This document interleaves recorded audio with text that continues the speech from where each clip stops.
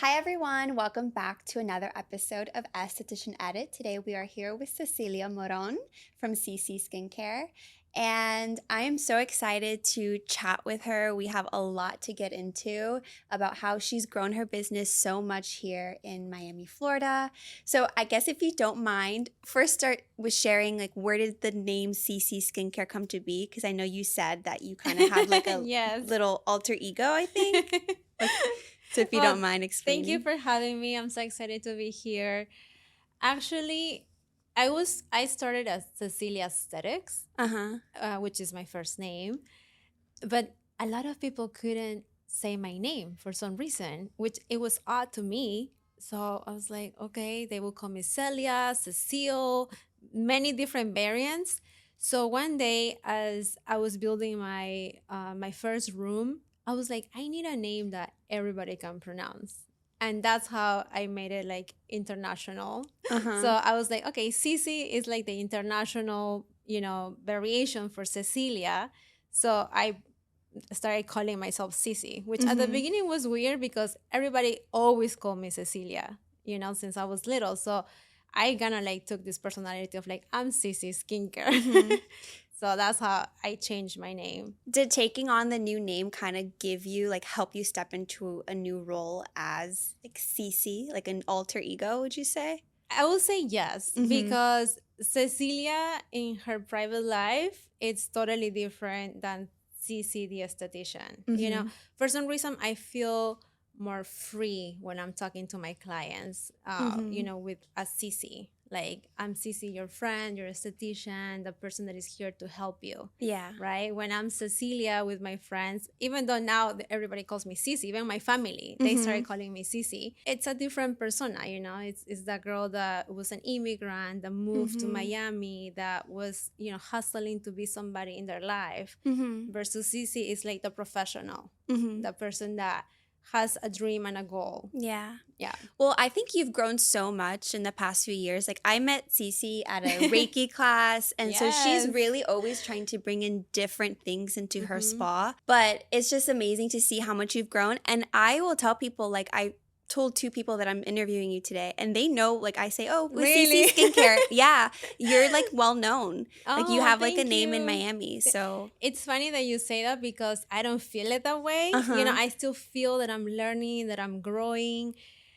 It has been huge learning lesson having my business. Mhm. I made mistakes. I have to start all over again. But it's funny that you say that because my sister was in Colombia a couple months ago, and she was getting a massage by a masseuse, Mhm. and she brings me up into the conversation, and the esthetician or massage therapist was, oh, I know her, I follow her, I follow your sister. And I was like, oh my god, like that makes me so humble, Uh-huh. because I also admire, many people in our industry. So when Mhm. somebody tells me like, oh, I know from you, or like I admire you, to me it just humbles me. Like, Yeah. I think one of the things when I first became an esthetician was, as much of a success that I will have, I Mhm. always wanted to keep myself grounded. Mhm. And I think that I being accomplished in that. Yeah. Yeah. No, super grounded. Yeah. So let's go back to the beginning. Hmm. What first inspired you to get into aesthetics? This is a very kind of like funny story. Uh-huh. I was laid off of my first corporate job. So Mm-hmm. I was born into a very traditional Latin family, right? You have to go to school, you have to go to university, you become a doctor, a lawyer, a business person, but you don't go to beauty school. That Mm-hmm. wasn't a choice for me. Even though I remember growing up, I love beauty. I was always with the magazines. My cousins would make fun of me because I was always looking at magazines about makeup and just, seeing people feel beautiful through Mm-hmm. beauty. Mm-hmm. So when I started my first corporate job, a few months later, they called me and they're like, you have to be let go because there is no budget. It was a nonprofit organization, Uh-huh. which I loved because it was helping people, right? So I loved enjoying the interaction with the clients, helping them buy their first home and all of that process. But when I was let go, I got so upset because I was not in control. It wasn't my fault. Mm-hmm. So I remember I went home crying. I was mad. And I said to myself, what job can I do that I would never get fired from? Right? That was really my thinking. It's like, which job will never fire me? Uh-huh. And I started searching on social, like on Google, like trying to find like careers that are so much in demand. Mm-hmm. And something clicked in my head, and it reminded me how much I love beauty. And I knew I didn't want to be a hairstylist. I knew I didn't want to be a nail technician. But, looking on Google, I found this course that said paramedical esthetician. Mm-hmm. Become a paramedical esthetician. I was like, okay, this sounds curious. Mind this, I was probably like 23, 24. I had never gotten a facial in my life. Mm-hmm. I would use a skincare, but I never experienced what was a facial. So I decided to sign up and just go get information. So I went, I got information. I didn't have a job, so I didn't have money to pay for school. So I was in my last semester also at FIU. So I had to finish, right? I'm like, okay, perfect. I'm almost graduated. My family cannot complain what I do anymore. So I went, and I remember the advisor asking me after the tour, what is holding you back? Why you don't say yes right now into enrolling? Mm-hmm. And I was like, because I don't have the money. Like, there was no financial aid, there was, no help. So I'm like, I don't have the money. Like, I was just fired. I'm still at FIU. And that guy was like, if I get your loan, if I get your private loan, will you enroll? Mm-hmm. I was like, okay. So he's like, okay, I'm going to call you. I'm going to do your paperwork. I'll call you later if you are approved. Mm-hmm. And he called me that afternoon, and he's like, you're approved. So I was like, okay, I'll be there in 2 weeks. And that's how I started. Uh-huh. Like, it was, I guess God guided me. Yeah, I feel like when something's meant for you, it's easy. Yes. And then when it's not, it's like hard. It's almost like you're fighting against the current. The current. Yeah. Mhm. So it Yes. was obviously meant to be. Yeah, it was meant to be. I mean, I loved my job in the nonprofit, but at the same time, I know now Mhm. that I needed to get fired so I could find my truth, Mhm. passion. Mhm. Yeah. And I'm sure your job too, like in the nonprofit, like like helping other people has kind of transformed into your business Yes. now. Mm-hmm. Yeah, because sure. we're helping people. Yeah. Like, we are helping them not only to look better, but also feel more self-confidence, Mhm. to walk down the aisle secure of their skin, feeling happier. Yeah. So it definitely helps people in a different way, Mm-hmm. but more rewarding to me as well. Okay, so what did the early days of your career look like, and how did you build your skills and confidence as an esthetician? So, like, tell us a little bit about like baby Cici yeah. Skincare. Well, baby Cici had her first job, Uh-huh. and it was for a big corporate. I mean, like a big chain. They had an esthetician in their new location, and I got hired. I'm so excited. And all of a sudden, it's like, well, your training is not gonna happen until after the inauguration, where I was supposed to do influencers. Like, I was supposed to do facials on influencers in the grand opening. And I didn't have training. I had this big skincare line that I didn't know how to use. So my first day doing a facial, I throw the product into the client's eyes. I didn't know how to pop a pimple. Like, it was like the most like nerve wracking situation, because I'm like I'm supposed to do this for like, these people that are here, like coming to promote the space, get an experience, and I'm here like just going around with the basics that I learned at school. Uh-huh. So it was chaotic. Did anyone notice? Oh yeah, definitely. Definitely the influencer that got the products into her eyes noticed. But at the same time, it was a grand eye-opening, because that taught me that I had to invest in continuing education. that made me see that me working for somebody else, I was limited to what they could offer me, you know? So imagine, like, I had already been hired for 2 weeks and they never even set up a training for me to learn their protocol, their skincare line, nothing. So Yeah. that pushed me to get out of my comfort zone and open my eyes that this industry was way bigger from what I thought. So I started, every paycheck that I could, every class that I could afford, I would put it towards that. Like Yeah. I will take classes, I would join Facebook groups to learn from other estheticians. So yeah, it was chaotic, but it also pushed me to the next level. Yeah, it's kind of similar to like the real estate industry where there's so many real estate agents, like there's so many estheticians, and it's kind of like it could be a revolving door. Yes. Like especially when you work for like a corporate chain, I don't know if they care about you as much, so it's just like, okay, next esthetician. So it's like you have to care enough about yourself to invest in yourself Yes. and your future and to be the best. Yes, and that is something that when a new esthetician asks me, I'm like, invest into the continued education. Like, put it on a credit card, get a loan, ask your mom. Like, I remember at the time I would ask everybody, like, oh, what do you want for your birthday? Oh, can you get me this course? Can you help me with this? Like, I would ask whoever I could that they were offering help. It's like, hey, this is what I need and this is what I want. And for like a new esthetician, what would you say is like you feel like they need to take this course, like they should be learning this? They definitely, you know what? Before they start taking dermaplaning and microneedling, they should be learning facial massage. They should be learning flow. They should develop their hands, because when you first start, I'm sure it's happening to you. You don't have much of a financial situation where you can invest in all these machines, And let's be honest, every single week there is a new machine. I know. Every single week there is a new product. So it's really hard to keep up when you're first starting. And everybody is telling you, this is the best device. You're going to make your numbers with this. This is the best product.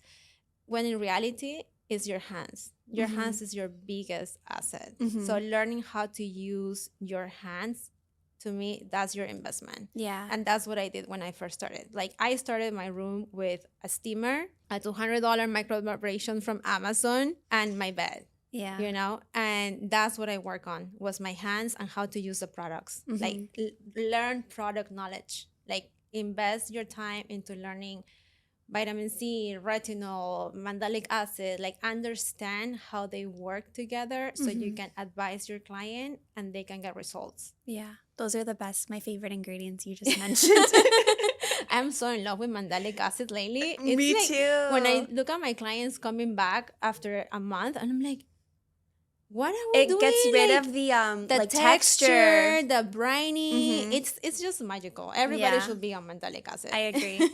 Okay, so you started out working solo. What were the biggest challenges you faced in those first months or years? My biggest challenge, it wasn't getting the clients, because as we were talking, I started doing like Facebook ads here and there. I partnered up with other providers in my area that they would refer clients to me and I would refer clients to them. My biggest challenge was making my business profitable. When you're first starting and you don't know your numbers and you're just buying things because they're out there and they look good, but then you're not really looking at the cost of your service, then that's when we get confused and we think that because we're charging $200 for a facial, we're actually taking home $200. No. And we forget about product costs, location costs. We forget about taxes. Yeah. So that was, I would say, my biggest challenge at the beginning was, how can I make my business profitable?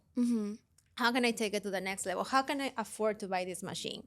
So it was challenging, but also I feel I was lucky in as when I started, because God started putting the right people on my way to guide me through that. And sometimes there were clients, sometimes there were just other estheticians that were like, hey, do this instead, or read this book, or join this masterclass, So I feel that I was guided throughout my path, in the Yeah. beginning, but it was definitely challenging because you start comparing yourself, but Mm-hmm. I want the hydrofacial. Like I didn't get I'm being an esthetician since 2015. I just got a hydrofacial, I believe, a year ago Mm-hmm. because it, like how I was saying, like there's so many things out there that you get distracted. Yeah. So it was that was the challenge. It was Yeah. making your business profitable so you can make smart decisions. Yeah, you think that you need to have like a specific machine in order to be successful. Yeah. And then you're like left with the machine and you're like, I have to pay like 1,000 a month for this machine. Yeah. Yeah. I I have would say I have to learn how to say no a lot. Yeah, I have two machines that are there Uh-huh. that I barely use, that they were definitely not a good investment. Not because they're bad machines, just because Mm-hmm. it wasn't catering to my clients and my goals. So that's the other thing. You really have to know who are you catering to, Mm-hmm. If you are investing, I don't know, on a radio frequency machine, but you're treating teenagers, maybe you're not gonna need that machine. Maybe another Yeah. machine is better. Like you have to see who's your clientele. Yeah, Hmm. that's so true. Okay, so at what point did you realize that you couldn't go any further alone? And was there a specific moment or situation that pushed you to expand? Yes, it was. It was God. He put me to rest. I was working like 9 to 10 p.m. sometimes. Oh my Like I gosh. was very booked, working sometimes Monday through Sunday. And I was feeling it. My body was feeling it. I was getting very inflamed, getting very tired. And I started, I went to the doctor. I'm like, why is this happening? And I was diagnosed with Hashimoto's, which is an autoimmune disease. Mm-hmm. And every doctor or person that I talk was, you need to slow down. You need to eat at your time. You need to take some days to rest. So I had to learn how to balance my personal life with my professional life. So that's when I said, I need help. Mm-hmm. I need to get a bigger location, get another, an esthetician to work with me, build a team. I knew I always wanted to have my business growing, but I never knew how. Mm-hmm. So when that happened, it was like, okay, this is the time. Like Yeah. I have to do it for me and for my clients, because I needed to show up for them. Like I love being with the clients. For me, telling a client no, it's not that it's hurting me financially, it's that it hurts me emotionally. Yeah. Like I want to be with them, I want to help them. So it was that moment when I had to also put myself first. I need to learn how to put myself first as well. And did you struggle with like letting go of certain tasks and just trusting others? Yes, yes, yes, yes. You know what? But I struggled because I didn't know better. Uh-huh.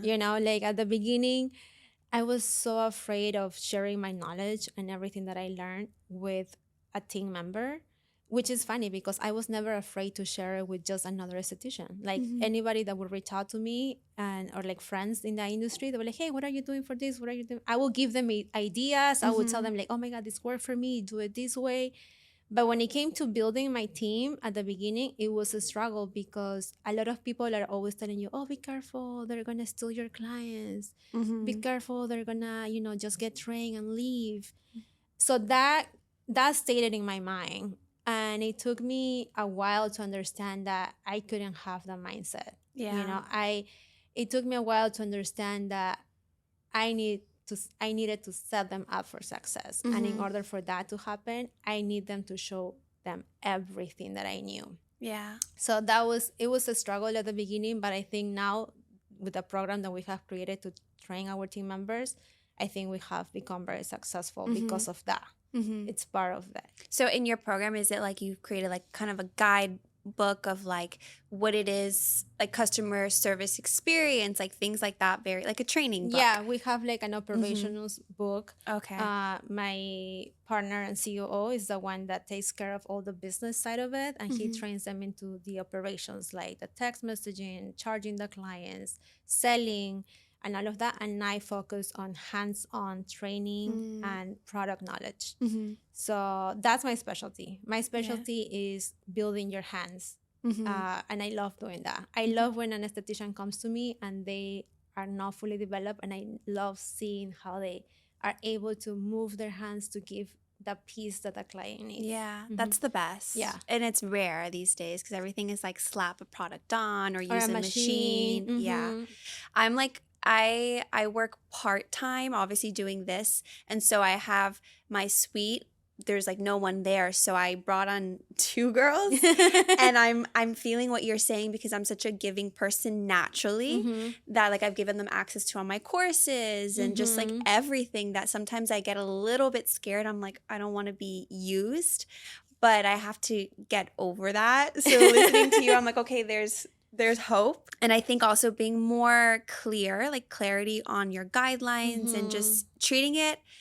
Someone once said like you have to make your business, like if you want to be a huge spa that has like 20 multiple employees, you have to already start implementing those things now, even if you're a small business with one employee. Yes. And I think that helped me too, because I started building the structure since I was in my first little room that my clients remember until now. It was super loud, nothing to do with my aesthetic now. Yeah. But they were so faithful to me that they, follow my journey. And that's what I did. Like it was building those a little bit of those operation systems so I could have a better understanding From the beginning. Okay, so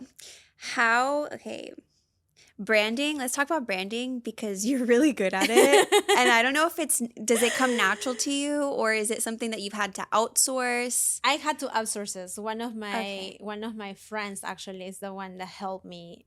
She's a marketing expert, and as I was growing out, she told me like, Cici, we need to do a branding.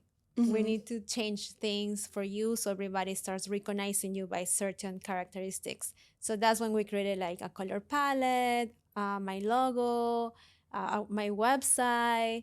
I made it more professional. Like I already had an idea, but it wasn't fully developed. So she helped me develop it, and we merchandise everything. Like I usually give my clients every time they buy like a bag with my logo, my name, like the paper that we wrap the products has our logo. Like I learned that I think that came naturally because I'm just a huge gift giver.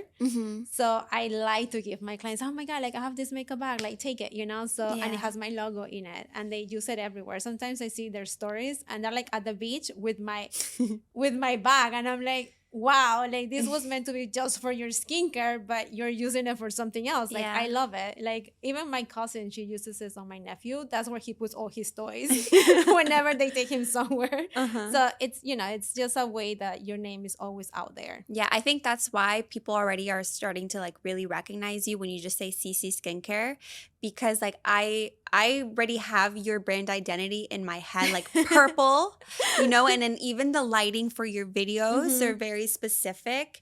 And then also too how you show up on stories and you're always sharing your skincare routine. Like that's like you show you a lot also. Yeah. How do you find like the confidence to show up online and to just share everything? I had to build it. At the beginning, I felt so awkward sharing myself and talking in camera. I'm usually very shy. I'm more introvert. So it takes a lot of me to put myself out there and share my thoughts. It's still a work in progress because even now, sometimes I disappear for a little bit because I'm like, oh, I don't really want to be there. Like, like I'm focused on other stuff. So, but I love sharing my skincare routine. I love sharing what I do in general that it's going to help other people. Sometimes I share lipsticks, eyeshadows, whatever. Like I just love sharing what it works for me. And I also staying honest, like I try to maintain my brand as honest as possible. That's something that I teach my team members because I'm like, listen, we're not going to do a $500 service if this client is not going to benefit from, right? Like we can build towards that, but it's staying honest to yourself and to your brand. That's a lesson that I learned from the beginning too. You know, like sometimes you get carry on and you're like, oh no, but like I want to sell the $500 facial, but it's not the best option for that client. So I'm like, no, like let me stay honest to that client and to my brand. Yeah, and I think you win more with that client in the end because they trust you more and they will come back. Yes, sure. I like to build a relationship with a client. I'm never like, I'm not the type of esthetician that is like, oh, to work with me, you have to buy these 10 products on the first appointment and you have to buy 6 facials. I'm opposite, and I know that many estheticians operate the other way, but for me, that doesn't work. For me, is your first facial is me getting to know your skin, me getting to know how your skin reacts. Then I start building, like a protocol for you. Then I have a better idea. Okay, what are the next steps that we're going to take? Yeah. And the same thing with the skincare routine. Like if my client already is in a skincare routine that seems to work for them, I let them, choose what they want to use at the beginning, and I let them like see an experience for themselves if it's actually working or not. And then we start changing things. I'm never like a person like, oh no, you need a 10-step routine. Yeah. No, I start with the basics. Yeah. I do the same thing. I think they appreciate the products more too, because they'll be like, okay, this one product is working for me, and then they're ready for the next one. Yes. Also, if you assign a 10-step routine, something happens to the skin, you don't know which one. And I always tell my clients, listen, because sometimes they want to buy 10 products. They're like, no, give me everything. I'm like, no, you barely clean your skin in the morning at night. You're not going to do the 10 steps as much as you want. I have to build that confidence in you that the products are working little by little. So I have to baby steps. Just get a cleanser and a moisturizer and an SPF. Start with that. Once you see that that's working, we're going to follow up into the next products. Yeah, I don't like to oversell when they are not really used to skincare. Yeah. Okay, so what's been the hardest part about balancing being a service provider with being a business owner? It's super hard. I love so much being with a client that I always thought I didn't want to be out of the treatment room. But as an esthetician and owner, like I need to also give time to my team. I need to have time to train them, to make them successful. So it's still a struggle that I have, and it's a constant battle for me because I enjoy my clients, but I also have other goals, I want to keep growing the business. I want to learn more things. I love taking classes all the time. So even if I'm not going to be the one doing that service, I just like to learn like what's out there. So it's a struggle. I'm still learning. I haven't find the answer because I'm still seeing clients. Yeah. But I think like the more you learn, like the fact that you go back and your initial impulse is to help and to teach, that makes you also be the best because you're becoming the teacher, right? So when you put yourself in that role, you're becoming the expert. And that's what I was talking with Steven, my husband, because when I started building my new team and I started training them, and I also realized that we have a huge lack of education when it comes to hands-on in the schools.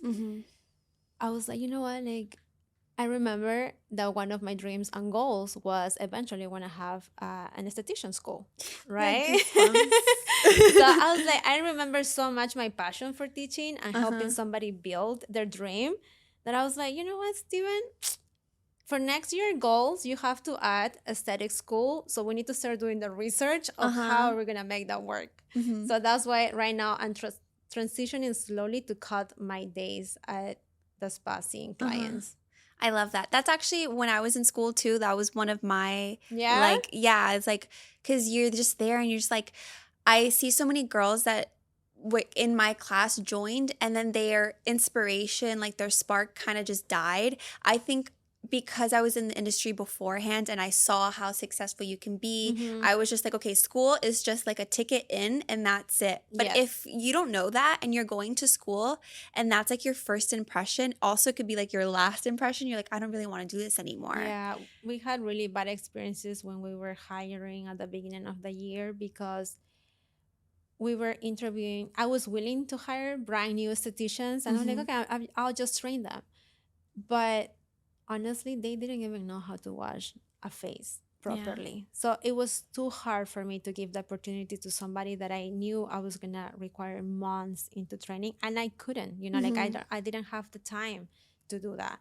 So that's that's why it was like, no, I need to build a school that is actually gonna allow people to get a job the moment they step out. Yeah. Because that is why estheticians are like a year with their certificate and their um what's the name of the thing that they give you, The the license, license. Yeah. and they don't find a job.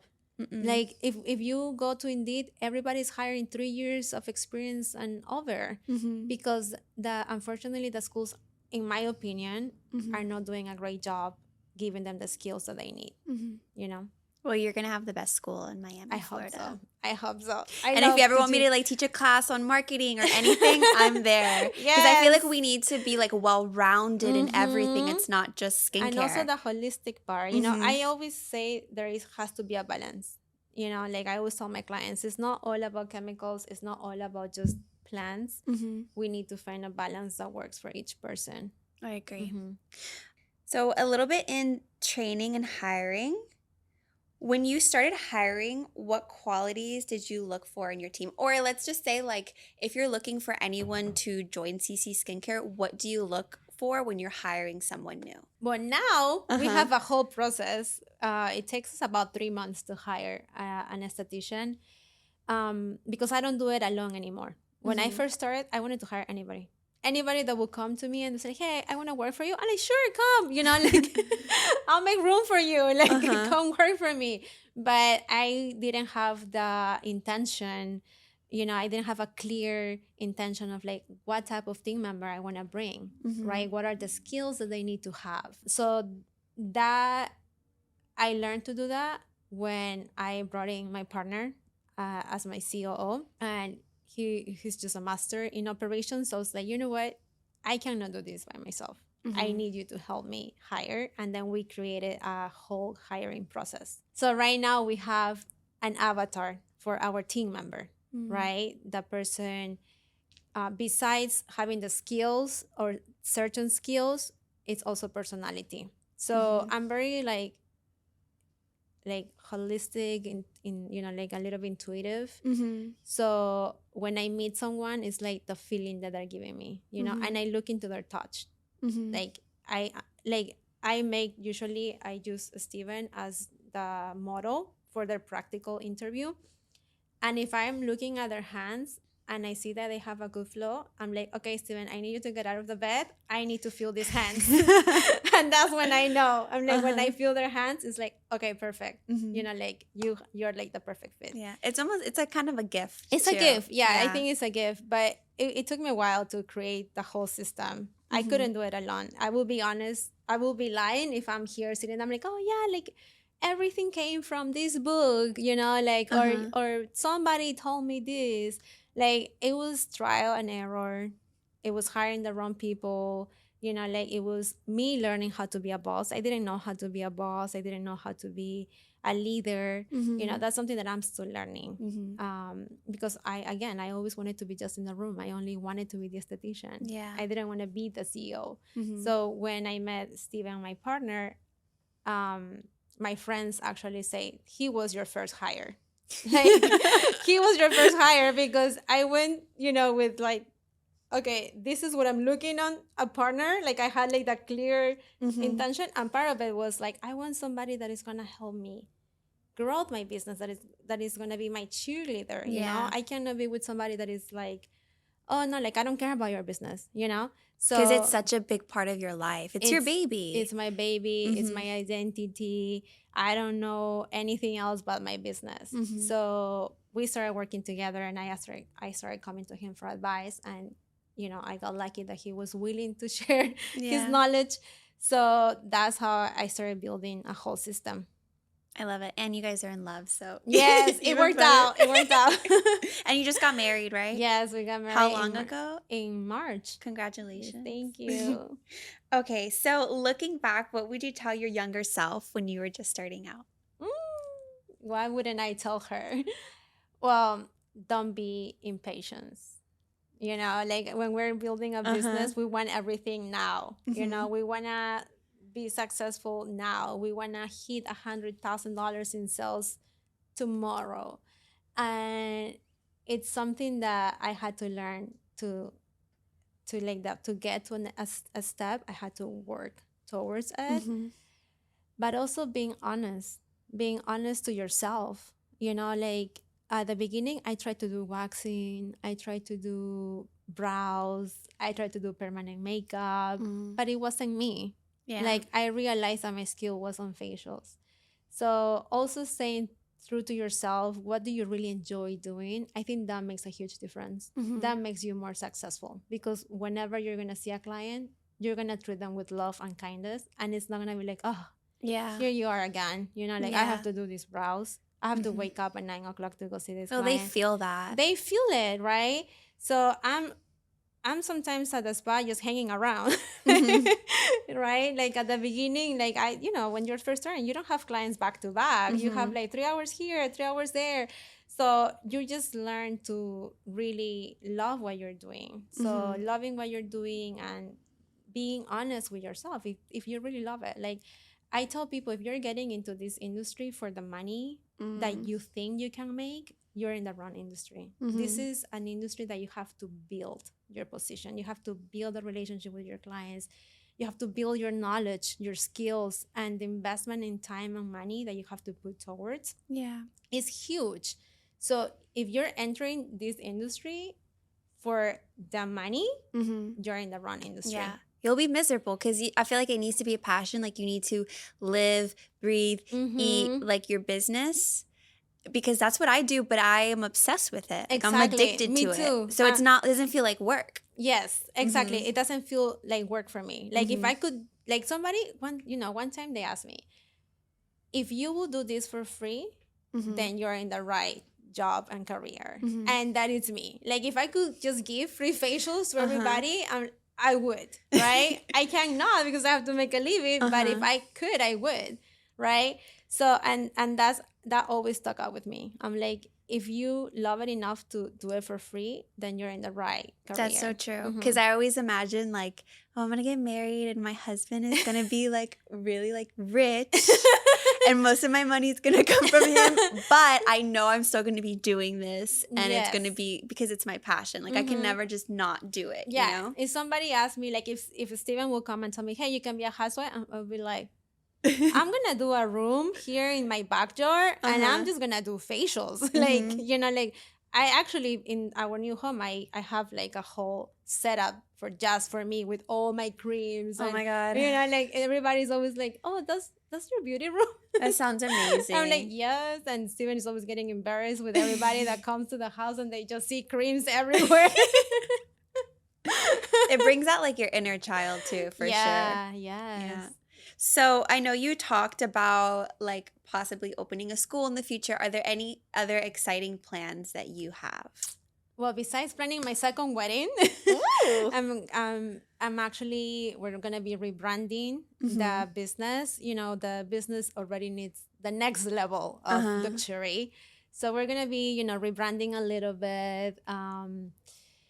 Still, working with all the legality of it, because of course I'm Cici Skincare, but I feel that that's more of my personal brand now. You know how you say people recognize me as Cici Skincare, but now that I have a team, I'm also working on setting them up for success and develop their skills so they are no longer compared to me when when clients are coming to do their facials. Yeah. So I would say yes, rebranding is coming soon. Yeah, because everyone's looking for, oh, where's Cici? Yes, like, I want a facial from Cici. Yes, everybody's like, no, but I want Cici. And I'm like, but I train her. She's exactly like me. Like the facial is the same. And they're like, no, but I want Cici. So like now we're going to be rebranding that. Okay. And hopefully opening a school next year. Oh my gosh. Next year? I mean, I think it's going to happen. Oh my God. I would love it's that. Be so amazing. That would be one of my dreams. Well, congratulations. Thank you. Thank you for coming and sharing so much, because we do have like a lot of listeners that a lot of them are younger too, or they're just like, they've been an esthetician for a while and they're just looking for more inspiration. And I feel like you really gave a lot of value. Oh, thank you. So thank you so much. I hope everybody can enjoy. Okay. Where can our listeners find you? Oh, they can find me on Instagram at Cici Skincare Miami or at my location. You want me to say the address? If you want. Well, we're right here, like 20 minutes away in Sunset Drive on 67. Alrighty. Bye, guys. Bye.